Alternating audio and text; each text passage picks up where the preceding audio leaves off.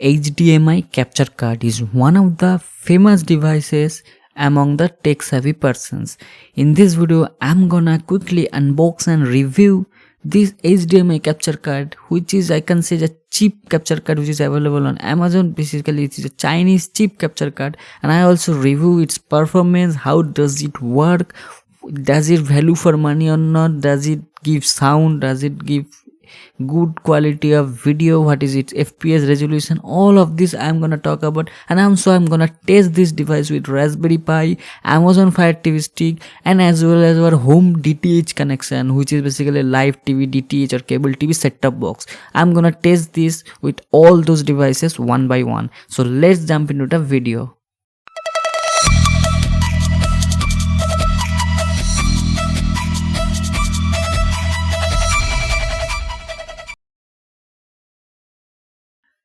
I have purchased this capture card from Amazon India. I will give Best Buy link in the description. You can definitely buy it from there. The price was around 735 rupees. This is USB 2.0 version. It will have up to full HD 30 fps.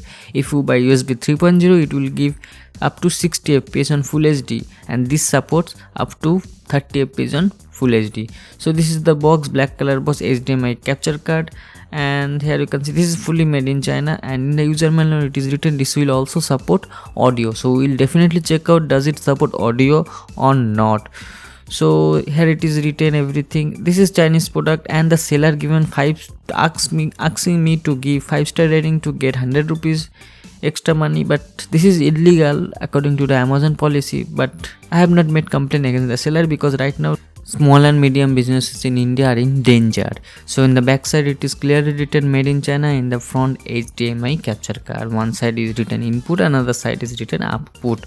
So input side you have to insert a full size HDMI port, and the output side it will have to insert your mobile and desktop or laptop. So this is pretty small device. It is just like a dongle. So right now I'm gonna show you testing with Fire TV stick Lite. So we have to insert the Fire TV stick Lite HDMI port to this HDMI female port. Other port will go to computer, and you have to give power and as well as use remote to control the device.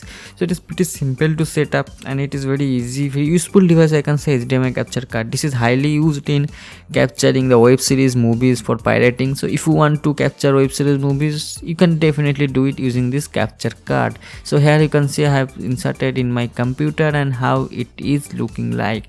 So go to the control panel. The name of the device is showing FHY or FYHD device. Basically it will show you just like the webcam. So there is the option is there, mono audio, 96 kilohertz mono audio. So we'll check out does it really give audio or not. There is two apps to use it. One is VLC, another one is OBS Studio. Two apps are free, but in VLC you have to give manually aspect ratio, resolution, FPS. You have to give everything manually, otherwise picture will not come. So that's why I recommend you to use OBS Studio. So here you can see, go to OBS Studio, click on plus, and then give on video capture device, then FYHD, whatever device name is there. So Chinese device name differ brand to brand. So here you can see all the settings there. By default it detects the capture card default setting, that's mean full HD. So you do not have to manually give anything, but in VLC you have to give everything. So here you can see video is coming, but the very sad thing is that it does not give audio. I have replaced this device one time with the seller from Amazon. Another replacement came, same thing with this device.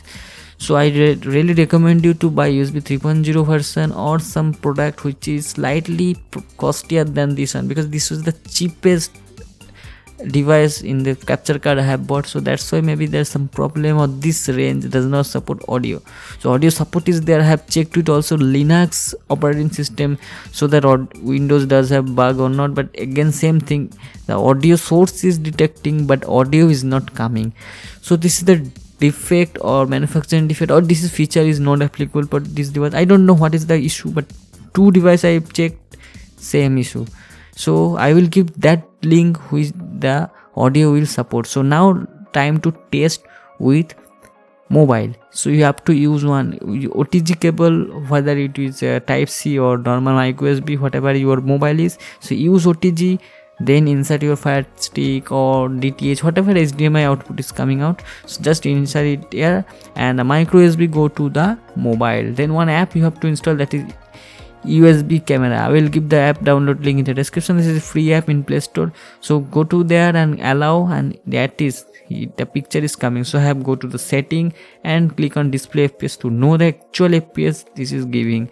So at full HD it will give around 30 fps, 31 fps. As I said, this is the USB 2.0, that's why it will give 30 fps. So if I change it back to 720 pixel, that's mean HD, then it will give you around 60 fps. Remember, all the web series, movies, live TV are made within 30, or maybe maximum is made with 24 or 25 fps. So it does not matter if you go to stream videos using this capture card, no problem at all. You can definitely download, copy and circulate the web series for pirating things, so you can do it. So now testing the Airtel DTH and set-top box does have HDMI full HD support or not. Yes, it is working full HD pretty well. So this set-top box is full HD support, and this is the Airtel DTH set-top box, and here you can see DTH is also supporting this capture card. So here you can see I'm using my remote. So that's one problem, is the audio is not there because this is the cheapest. So you have to insert a speaker, another device. So now the time to test Raspberry Pi. This is IoT device. It also have onboard full HD HDMI support. Again, I have connected with mobile as Fire Stick I have used. Again, it is working pretty well. So in terms of picture quality and value for money, I will say definitely can go for it. But if it will give audio within 200 or 300 rupees extra, you will get audio in USB 3.0. That is much value for money product.